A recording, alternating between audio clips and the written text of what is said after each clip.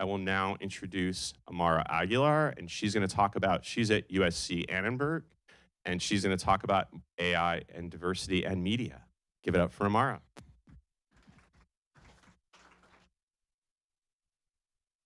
Hi, everyone. It's really great to be here with you. This is, I think, my third hackathon. And every time I'm absolutely amazed by the projects that come out of this program. And I'm looking forward to seeing what you create this week as well. At Annenberg, I teach digital journalism and I focus on social, mobile, and emerging platforms. And I'm also the associate director for the Institute for Diversity and Empowerment at Annenberg. So I'm really excited to talk to you today about AI and diversity, the opportunities and the challenges. And we've already talked a little bit about, different forms of artificial intelligence. So I wanted to start off with this question. What do you think when you hear the words artificial intelligence?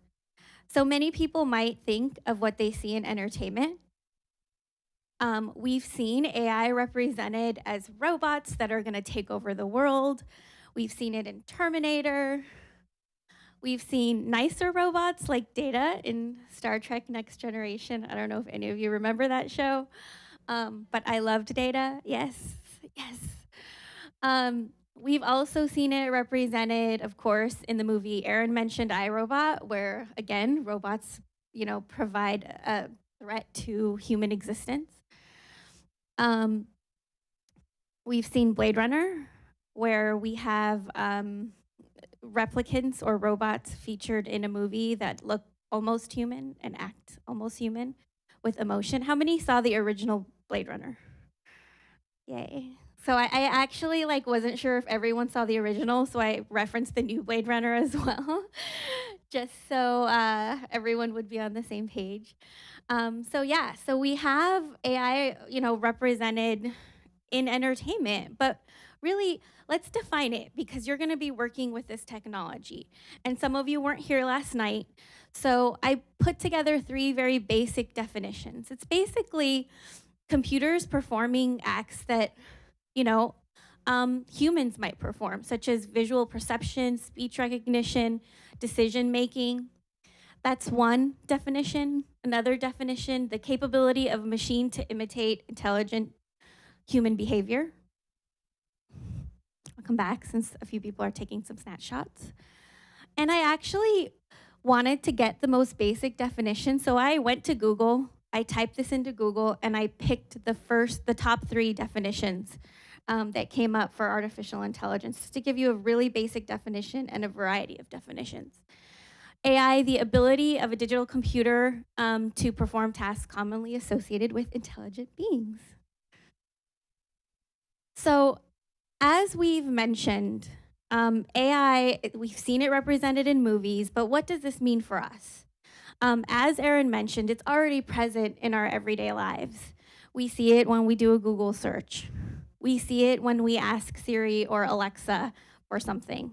My daughter even talks to Siri, like, Siri, you're talking too much. So kids are being exposed to AI. We're growing up with AI. It's part of our everyday life. How many of you use Spotify or Pandora? These systems are learning what you like and providing suggestions based on your habits, based on your listening habits, based on your actions. How many of you use Amazon or Amazon Prime members and you shop? I personally love seeing my recommendations because I'm like, ooh, that looks really cool. This is what came up recently on my recommendations. As you can see, I have a 6-year-old daughter, although I love this little character too. This character is named Miffy, and she's kind of like the Hello Kitty of the Netherlands because my daughter's half Dutch. So we're always looking for these cute little toys. So these came up in my Amazon recommendations by name, recommendations for me, Amara. And we've also seen it in different areas with bots. I've gotten to work at USC with some of my students on creating bots.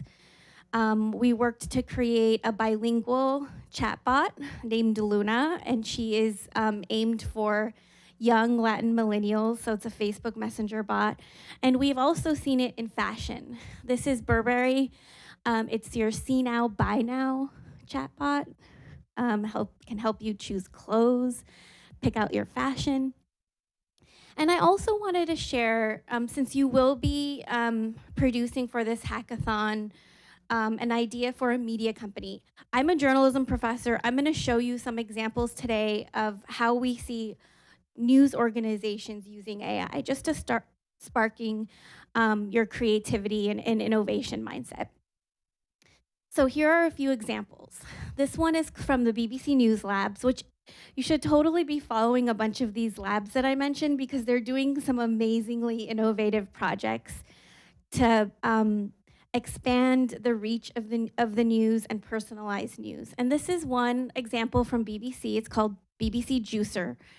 I like the name because it basically says it works like a juicer. It extracts the best stuff out of content.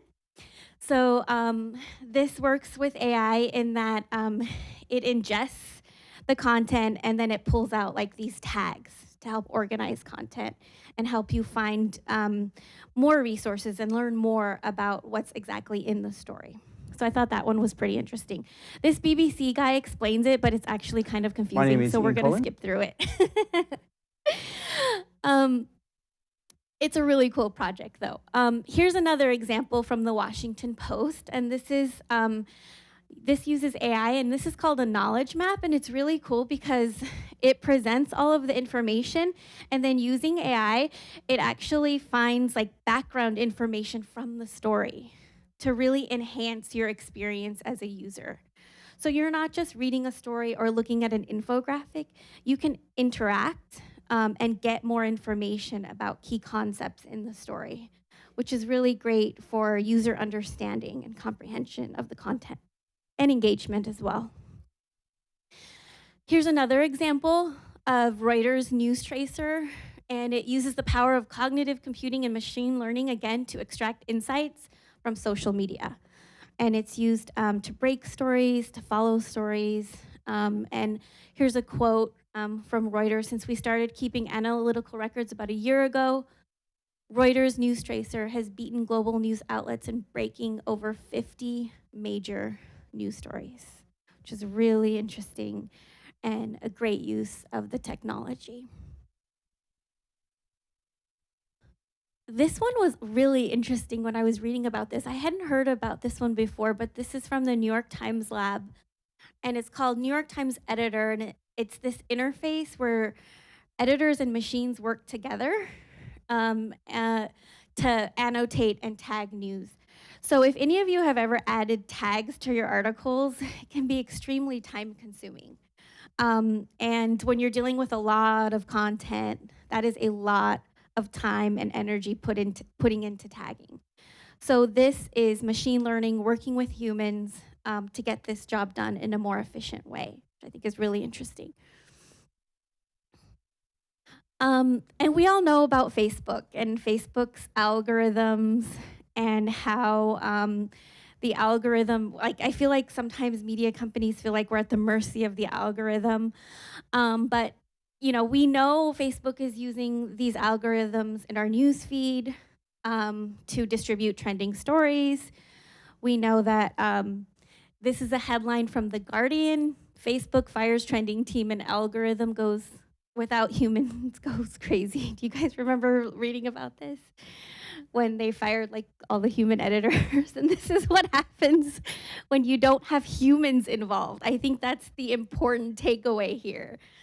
We need human involvement in this technology and in this process. Another example, this is the Washington Post's heliograph, and it's basically using AI to write stories based on data and facts. So this is one example, and they use this during election day. So they use this technology to report on smaller election results so they can kind of focus on some of the bigger picture and bigger issues. So it's kind of like very efficient, time saver. So I thought that was a really interesting example.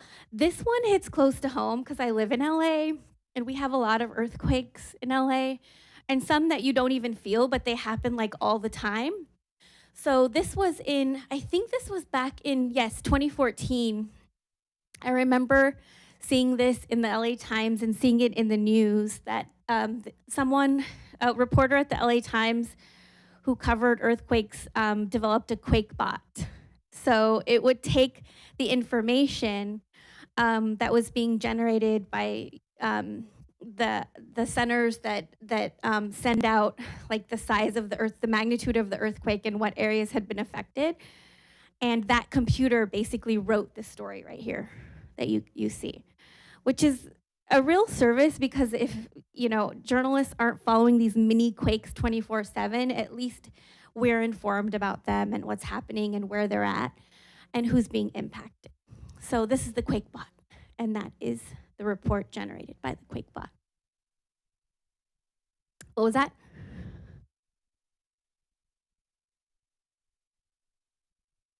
Yeah, I mean, that's kind of what the algorithm does, right? It takes the data and it writes a story kind of based on a formula. And it's basically facts. And that's where the human reporters need to come in, right? And talk to people, create context and things like that, report on the issues. Speaking of using AI to write stories, there are services that provide this. Let's learn about one of them that the AP and Yahoo Sports is using. When it comes to writing, most innovations have been about content distribution. The internet, email, and social media all help words go farther and faster. But how we write hasn't changed much since the introduction of the word processor. Until now. Meet Wordsmith, the software platform revolutionizing the way professionals write. From e-commerce to financial services, from real estate to media, for any industry, Wordsmith lets you create an unlimited number of articles, reports, or other pieces of content in the time it takes to write just one, using data, driving retention, engagement, and revenue. To use Wordsmith, you upload your data or use our API, design your story structure, and automatically generate unique, personalized articles. You'll save time, become way more productive, and you'll engage your audience like never before by personally communicating with each customer, reader, investor, or shopper as individuals. The same platform that automates content for Associated Press, Yahoo, Allstate, Comcast, and many more companies is now available to you. Wordsmith is content automation for everyone. Wordsmith, write smarter.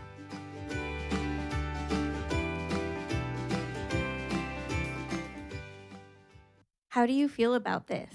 Those of you that are journalists and writers?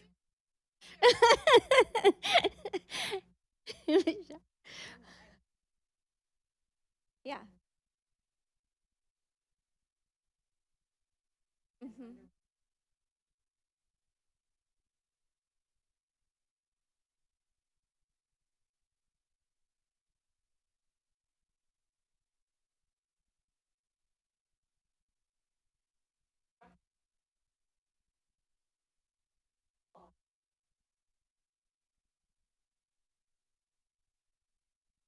Which is exactly why we're here today. Exactly why we're here today, to address some of these issues. And I'll get to the diversity part in a moment. A couple more examples really quickly. This was BuzzBot. This was one of my favorites. It was at the election, and it was actually like this little robot that went around and asked people questions, and then they would report on the answers. It was a really fun experiment, I think. QuartzBot, I don't know if any of you follow Quartz or have the Quartz app. It's really amazing and personalized, but they have a QuartzBot studio. And another really interesting read as well that I would recommend you look at when you have time is the Associated Press's report on AI. And it talks about some different uses in journalism, how it can free us up to do more complex qualitative reporting. So there are some benefits, obviously, that we want to consider. It can enhance collaboration among journalists. It can help us sift through large amounts of data and do things like tagging with more efficiency. It can help us better communicate and engage with our audience and empower the creation of entirely new types of journalism. So there's a lot of opportunities. This is an exciting time. It's also a really critical time in this field. However, as Michelle mentioned, and as the panel talked about yesterday, there are a lot of challenges. And that's why we're here today. In this same AP report, I pulled a quote. It said, AI is susceptible to the same biases and errors as humans. And some of the things we need to think about these biases. We need to look at diversity in AI. We need to look at personalization. Is personalization really the best thing for us? Because personalization is giving us a lot of times what we want to see. But there's also value in differing viewpoints, okay? And also, Erin talked a little bit about transparency in the process. A lot of times, a lot of these technologies are put together behind closed doors, or Erin used the term black box. So that transparency is really important to think about. And of course, we see there are concerns about job displacement. Erin talked about the truck drivers. And there's a slew of other jobs. We even see just with operators being telephone operators being completely displaced because everything is automated now. But AI needs diversity. Why? Here's one case study. Have you guys heard about Tay, an AI bot created by Microsoft? How many of you have heard about this? Twitter taught Microsoft's AI chatbot to be a racist A in less than a day. Less than a day. And, I pulled a little snapshot of the tweets, but I grayed out the offensive parts because I didn't want to redistribute them. But it was terrible what people taught this bot on Twitter. Tay went from humans are super cool to full Nazi in less than 24 hours, and I'm not at all concerned about the future of AI, tweeted one person. So, I know. It was terrible. Here's Microsoft's statement. Microsoft said to a news organization, Tay is a machine learning project designed for human engagement. As it learns, some of its responses are inappropriate, to say the least, and indicative of the types of interaction some people are having with it. We are making some adjustments. I hope so. And here's another quote from an expert. Microsoft learned what I learned 20 years ago. When artificial intelligence learns from, I guess, some type of humans, it's bad. So we need to be concerned about biases, stereotypes. We can see it in a simple Google search. This is one study done out of the University of Brazil, and they looked at algorithmic notions of desirableness of women in, I think it was, 58 countries around the world by analyzing these queries and the results that come up. You can see the stereotypes and the biases just in these images.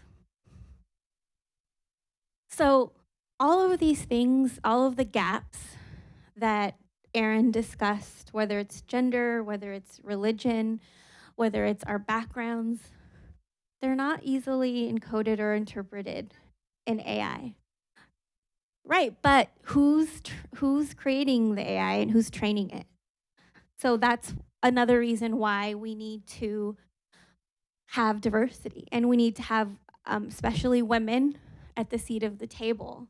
One report by the National Science and Technology Council called the shortage of women and minorities one of the most critical and high priority challenges for computer science and AI.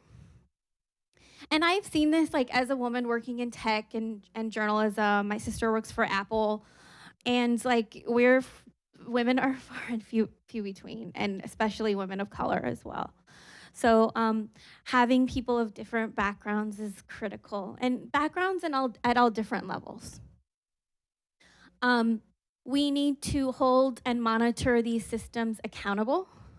I think that's really important, and that's something to keep in mind as you're working on your startups.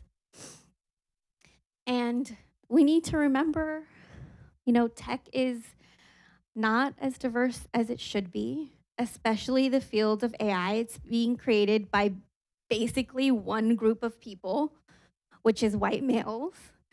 And this needs to change. We need diversity in all forms, whether it's gender, race, background, languages, culture, religion is one of the gaps, and in systems. And these are some of the things that you want to think about this week. We want to look at, of course, human diversity, cultural diversity, systems diversity as well. Those are some of the themes that we want to keep in mind. So, diversity is our theme, AI, technology, and let's do this. We're going to start this now.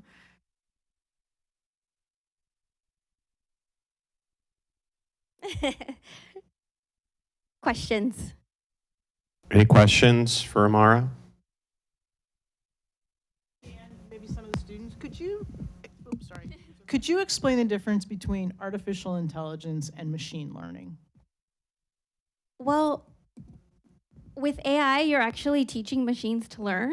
So it's sort of encompassing, yes, you're teaching them to learn. So I think that is how they're completely related. Does that make sense? Oh, yes. And that's why, like, we started too with the basic definition of AI, because it can be kind of mysterious, right? There's different iterations of it in entertainment. We see it in our everyday lives, but it can encompass a lot of different things. You want to clarify a little bit more? Okay. Anyone else? Well, Okay. best of luck this weekend. We're going to have tons of fun. Thank you, Thank everyone. you, Amara. Give it up for Amara. Okay, now let's get into your teams. You all should have, if you didn't get your team robot, please make sure to get it. Maybe the team facility.